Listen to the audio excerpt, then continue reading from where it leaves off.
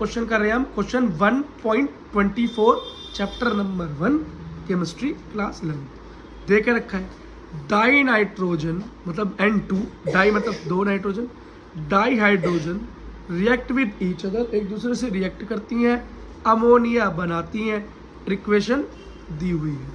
ये बोल रहा है क्या कैलकुलेट करना है। कैलकुलेट, दो क्वेश्चन है इसमें, दो पॉइंट है। फर्स्ट करते हैं पहले, तो इसमें क्या है, calculate the mass of ammonia produced if कितना कितना क्या रिएक्ट हो रहा है, 2 मतलब 2.00 का मतलब तो 2 ही हो गया है ना।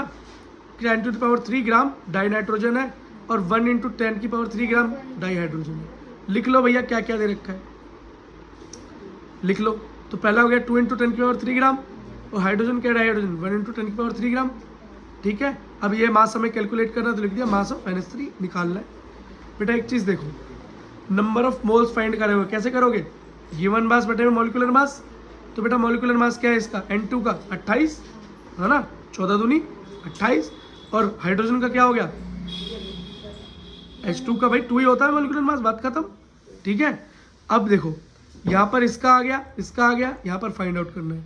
कैलकुलेट करो तो कितना मोल आया, 71.43 मोल आया, और इसका 500 मोल आया। अब बेटा एक चीज़ देखो, अब बोलोगे भैया यहाँ पे इस नंबर ऑफ मोल्स निकाला ही क्यों।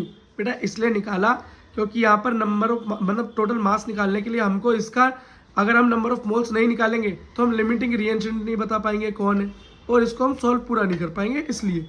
तो बेटा एक बात देखो, इसमें लिमिटिंग रिएजेंट कौन है, जो कम मात्रा में कौन है हमारा, नाइट्रोजन N2। समझ रहे हो कितना, N2। एक चीज़ देखो, तो नंबर ऑफ मास कैसे निकालेंगे N2 का, उसको अमोनिया का मास ऑफ में मॉलिक्यूलर मास। ठीक है भाई, नंबर ऑफ मोल्स कितने निकल कर आ गए, बोलो नंबर ऑफ मोल्स का क्या है, 142.86। ये कहाँ से आया भाई बताओ। जब बेटा हम अमोनिया का नंबर ऑफ मॉलिक्यूल्स वो कैलकुलेट करेंगे, क्या नहीं बेटा, हाँ मोलर मास, तो मोलर मास बेटा मेरा क्या आएगा, बोलो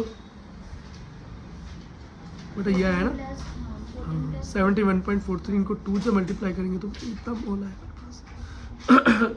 बेटा। अब यहाँ पर नंबर ऑफ मोल्स मैंने यहाँ फाइंड आउट कर लिए, कैसे बेटा, नाइट्रोजन का ये रहा नंबर ऑफ मोल, तो यहाँ पर क्या है 2n, 2 से मल्टीप्लाई की तो हमारा निकल कर आ गया number of moles of 2n। और जब बेटा निकल कर आ गया तो यहाँ पर हमने पुट ऑन कर दिया, मास हमें फाइंड आउट करना है। मॉलिक्यूलर मास फाइंड आउट किया तो NH3 का मॉलिक्यूलर मास क्या आया, 17 ग्राम। कितना, 17 ग्राम आया। पुट ऑन कर दिया, मास फाइंड आउट करना है, मास को ये रहने दो, बाकी को उधर भेज दो। तो मास कल टू दोनों की मल्टीप्लाई हुई, आंसर आया 2.43 10⁻³ ग्राम। बात खत्म, क्वेश्चन का पार्ट नंबर 1 खत्म। अब पार्ट नंबर 2 पूछ रहा है। पार्ट नंबर 2 क्या पूछ रहा है भाई, पार्ट नंबर पूछ रहा है will any of the 2 reactant remain unreacted, क्या इन दोनों के अंदर से कुछ बच जाएगा। बेटा बच जाएगा, क्या बचेगा बेटा, ये हाइड्रोजन बचेगा। कितना बचेगा ये पूछ रहा है, कितना बचेगा ये पूछ रहा है। बेटा एक बात बताओ, नाइट्रोजन के मोल कितने आए, 71.43, हाइड्रोजन के कितने मोल आए, 500। बेटा एक चीज़ याद रखो, हमको एक चीज़ पता है बेटा कि नाइट्रोजन का 1 मोल हाइड्रोजन के 1 मोल से रिएक्ट करेगा। बेटा इसी तरीके से हम लिमिटिंग रिएजेंट फाइंड करते हैं। अब समझ में आएगा लिमिटिंग रिएजेंट यहाँ क्यों फाइंड किया हमने। ठीक है, क्योंकि बेटा लिमिटिंग रिएजेंट नहीं मालूम होता तो पता क्या चलता, बचेगा कौन, खत्म कौन होगा, और कितना बचेगा ये भी नहीं बता पाते। तो 1 mole of nitrogen 1 mole of hydrogen पे यूज होगा। अब बेटा एक बात बताओ, एक बात ये बताओ, यहाँ पर नाइट्रोजन का मोल कितना निकला, 71.43, और जब 3 हाइड्रोजन है, 3 हाइड्रोजन एटम है, तो 3 ही नाइट्रोजन एटम लगेंगे, तो हो गया 3 × 71.3। तो कितने टोटल मोल लग जाएंगे, टोटल मोल कितने लग जाएंगे, 214 मोल लग जाएंगे N2 के।